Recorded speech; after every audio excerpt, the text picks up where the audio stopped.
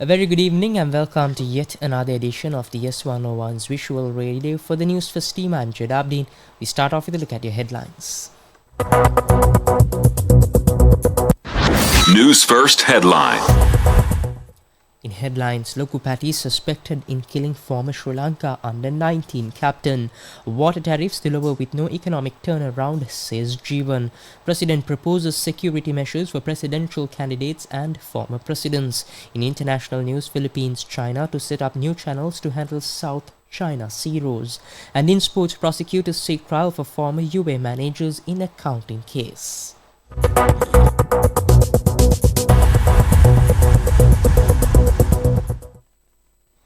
And in your top story this evening, Sri Lanka police suspect underworld criminal Loku Patti orchestrated the shooting of Dhammika Niroshan, the former Sri Lanka under-19 cricket captain.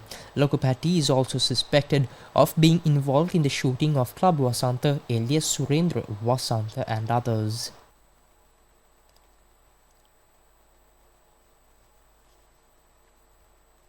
Authorities believe that an extortion attempt involving 5 million rupees may be a motive behind the attack. Dhammika Niroshan, commonly known by his nickname John D, was the captain of the Sri Lanka under-19 cricket team in 2002. A right-handed batsman and medium-fast bowler, Niroshan was fatally shot last night. The incident occurred between 9:25 and 9:30 pm at his residence in Kandamawatha, Ambalangoda. According to reports, 3 masked individuals approached Niroshan's house and carried out the shooting as he was about to leave on his motorcycle to attend a funeral. Police suspect the assailants came from the nearby jungle region. There are indications that the suspect, Loku Patti, is currently residing in Dubai, and Niroshan had also lived in Dubai previously, having moved abroad due to threats to his life. He had returned to Sri Lanka about a month and a half ago and was reportedly planning to leave the country again. At the time of his death, Dhammika Niroshan was 41 years old and a father of 2.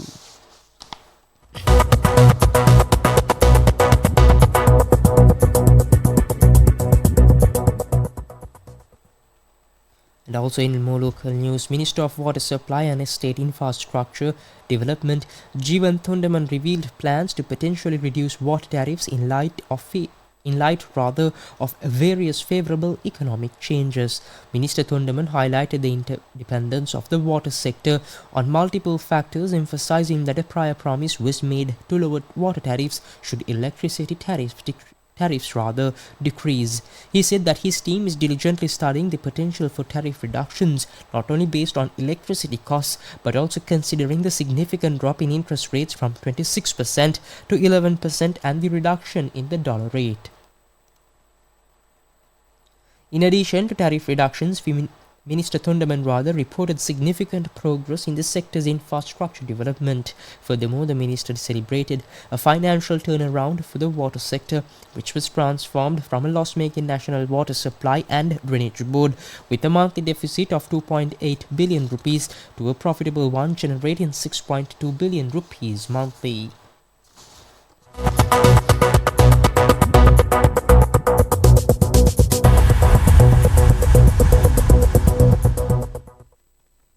And also in more local news, in view of the forthcoming presidential election, President Ranil Wickremesinghe has submitted a cabinet paper for the approval of the Cabinet of Ministers to ensure the safety of the candidates. This proposal suggests the appointment of a committee to conduct threat assessments and provide necessary security for presidential candidates as well as former presidents. The committee will include the Secretary of the Ministry of Public Security as chair, the Chief of Defence Staff, the Inspector General of Police, the Chief of National Intelligence and the Senior Deputy Inspector General of Police. Additionally, a Deputy Inspector General of Police will be appointed to oversee all security arrangements. This proposal comes in light of the recent attack on former US President Donald Trump during a campaign rally in Butler, Pennsylvania, highlighting the pressing need for enhanced security measures. The committee and the designated officer will work closely with the Election Commission to ensure seamless coordination of the security arrangements. And up next is international news.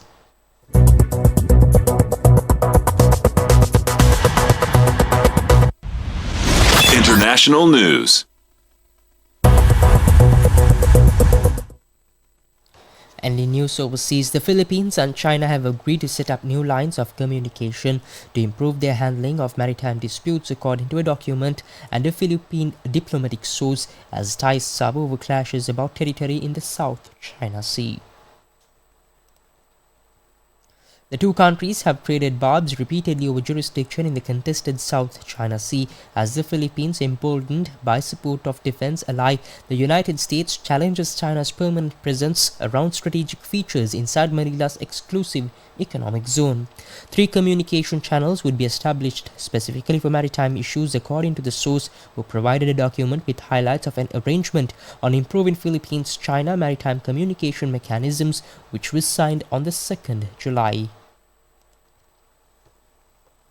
And up next is your update on sports. Sports news.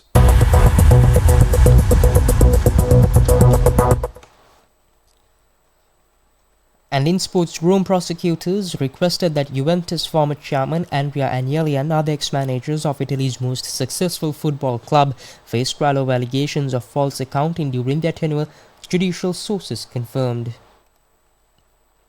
Agnelli and other defendants, including former vice chairman and Ballon d'Or winner Pavel Nedved, would face various charges including stock manipulation, obstruction of supervision and false invoicing, the sources said. A lawyer for Agnelli, who was US chairman from 2010 to 2022, was not immediately available to comment, while Juventus declined to comment.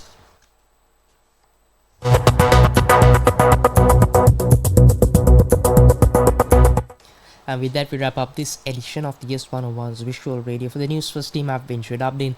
Thank you for watching, good night, and take care.